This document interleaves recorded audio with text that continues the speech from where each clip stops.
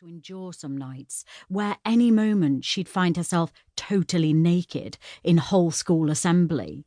Except for the pasties, what was it with those small flesh-coloured circles and their appearance in her dreams? As if they provided sufficient coverage when everything else was on display. But ever since she'd worn a pair to a prom with a strapless dress and the left one had popped out and landed on the dance floor, then got stuck to a sixth former's heel, it seemed that she'd never have a nightmare about full humiliating nudity sans pasties again. She covered her eyes, hoping that a brief reprieve would make it all better. She could hear people breathing, shuffling and clearing their throats, evidently uncomfortable. I can't afford to be ill. I'm too busy. I've too much to do. We need to get her to hospital. Pass me my bag, Donovan. Now. Amanda took control, coming to her rescue, and Eve sent out a silent thank you for the no-nonsense practical approach of her deputy.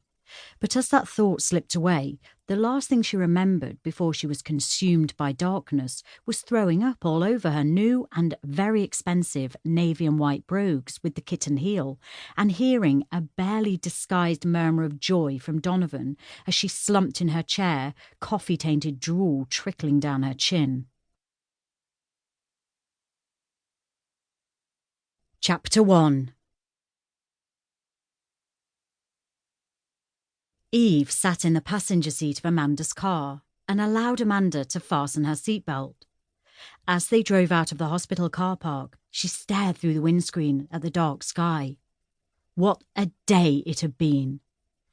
The gentle motion of the vehicle was soothing, and she fought her exhaustion. Sleep if you want, Eve. I'll wake you when we get to your house.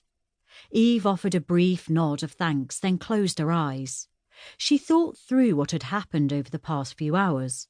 The doctor at the hospital had told her she'd had a migraine accompanied by some sort of stress-related attack. She'd perched on the raised bed covered with crepey blue paper that creaked and tore whenever she moved, reminding her of when the younger children attempted somewhat unsuccessfully to sneak out farts in lessons and tried to absorb what he was saying. As a teenager, she'd suffered from migraines, crippling ones that lasted for hours, but she'd seemed to grow out of them at some point. Once her exam anxiety had passed, if she remembered correctly. Now, however, she'd suffered one after all these years, and it must have been a bad one, as she'd thrown up, then blacked out. The doctor suspected that as she'd felt the symptoms of the migraine coming on, she'd suffered an anxiety attack, which had ultimately made the whole experience even worse. Stress and exhaustion were the likely triggers, and when Amanda, who had evidently taken Eve to the hospital, although her memory of the drive there was rather hazy, had filled the doctor in on the hours Eve had been working, and about the painful events that had occurred over recent months, he'd expressed his surprise that she hadn't been ill before now.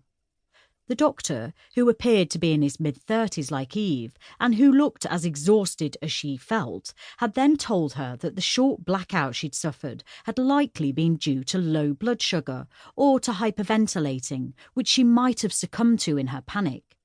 He'd recommended that she go home and rest, because there was no telling when a migraine could make a return. It might never happen again, but it could be back within hours. Rest? It was something Eve rarely did. Sitting still or lying in bed were not her favourite pastimes. Keeping busy, that was what she was all about. Keep busy. No time to dwell on things. Amanda pulled up in front of Eve's house and cut the engine.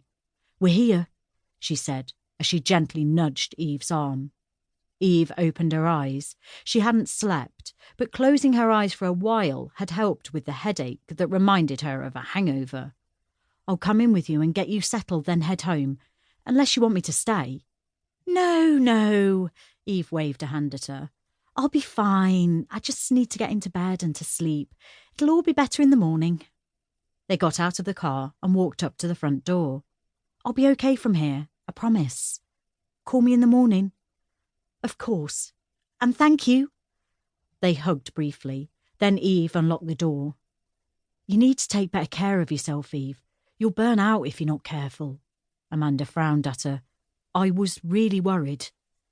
"I'll try. I will."